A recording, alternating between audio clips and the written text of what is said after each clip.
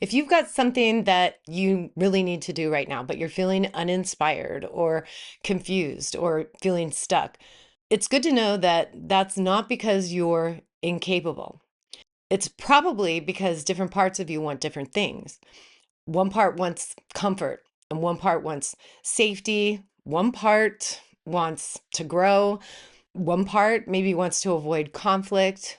And there is a part that wants to do what's right, but that's not always the part that's in control. Sometimes the problem isn't a lack of motivation, it's a lack of leadership. And you have to go back to the question that we've been asking here over the last few weeks. Which part of me is in charge right now?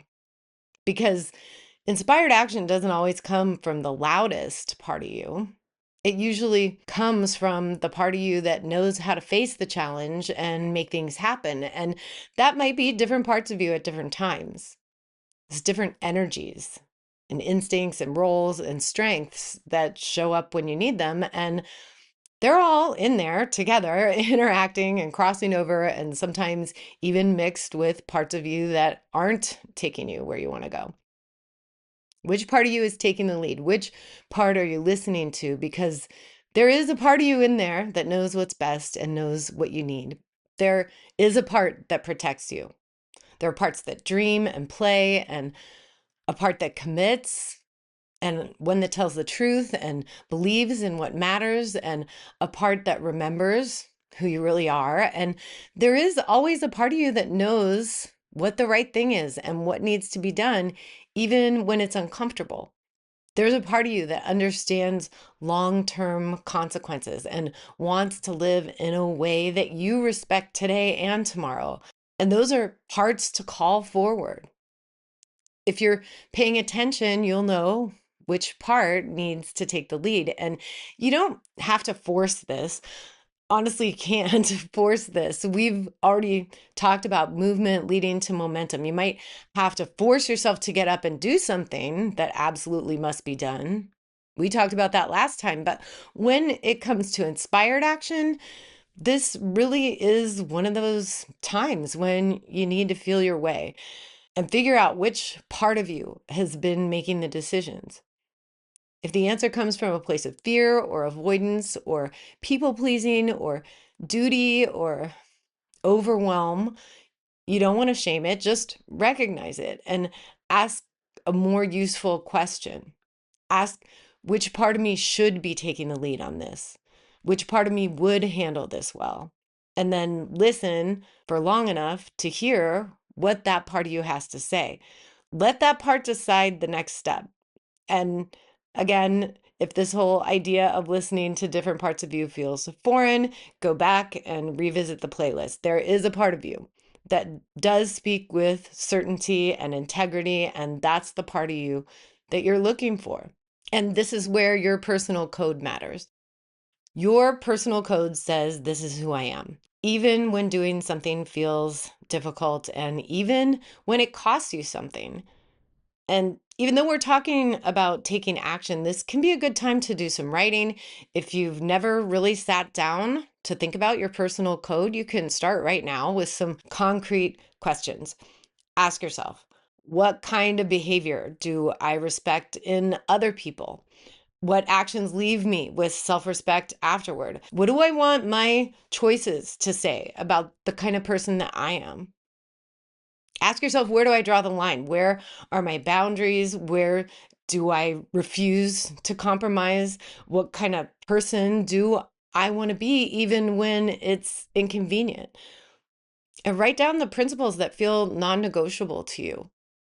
Not what you wish you valued, but what you are actually willing to live by in real life. And write down the answers in really plain language in regard to really simple things. Maybe it's, I return calls even when it's uncomfortable, or I don't lie to make things easier, or I follow through on what I agree to do. I treat people with respect even when I'm upset. You're just making a list. And once you have that list, you can use it as a filter. These are literally commands that you can give yourself. These are intentions that you're setting right now about how you want to live. And then you test your decisions against that code. Does this choice align with who I say I am? Does this action move me closer to the best version of me, or does it move me further away? If no one were watching, what would the real me require of me here? And when you feel stuck, you ask, what does my code say about this? What would the part of me that knows what's best for everyone do next? And you're still simplifying the action. You don't need to solve the entire situation. You don't need to fix everything. You just need to do that next right thing. Send the message, have the conversation, tell the truth, take the first step, because inspired action doesn't come from hype. It comes from trusting yourself. If something doesn't feel right, you need to ask yourself, which part of me is leading right now? Every time you act in alignment with your values, you strengthen your confidence because you're proving yourself to yourself, and you're learning to listen to yourself and trust yourself, and living in alignment with your truth and following that code absolutely will create momentum. That's how you get the inspiration. Integrity creates energy, and that is the right energy for taking action. You don't need to be someone else or someone new. You just need to act like the person that you really want to be and the part of you that you already respect. If I'm choosing integrity and alignment over comfort, what's the next right thing? You know how to assess the situation, set your intentions, make your task lists, and call on that part of you that's most aligned with what needs to be done right now. And you can go back to the pilot method in the playlist and train your brain to do that. You're not on autopilot anymore. Start with the next right thing, then let the next step reveal itself. Integrity becomes your fuel when your actions line up with your truth. That's where you find the energy to face the fear or break the habit or set a course that aligns with the real you. And your inspiration will come from that connection. That's always where you find your power. It's a never ending source of strength, and it has no dependency on outside circumstances. This is all inspiration and energy that's coming from inside you. It's already there. Your personal code is not a list of ideals, it's a list of standards that you're setting for yourself and actually willing to live by. And you can define it even further by taking a closer look at your everyday experience. What do you appreciate? What do you value? What do you admire when it comes to your own behavior? And then consider what you might judge harshly or even unfairly in other people.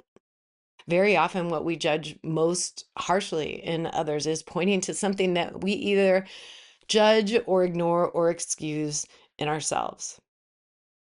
And then you take the time to assess the choices you regret and the part of your code that you were ignoring or excusing or justifying, or maybe even unable to see in those moments.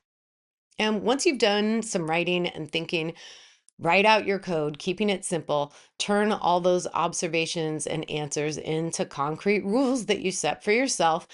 And some of them might not come to you naturally or feel easy. And that's okay. That gives you something to work on. I have hard conversations instead of avoiding them. I choose self respect and healthy boundaries over people pleasing.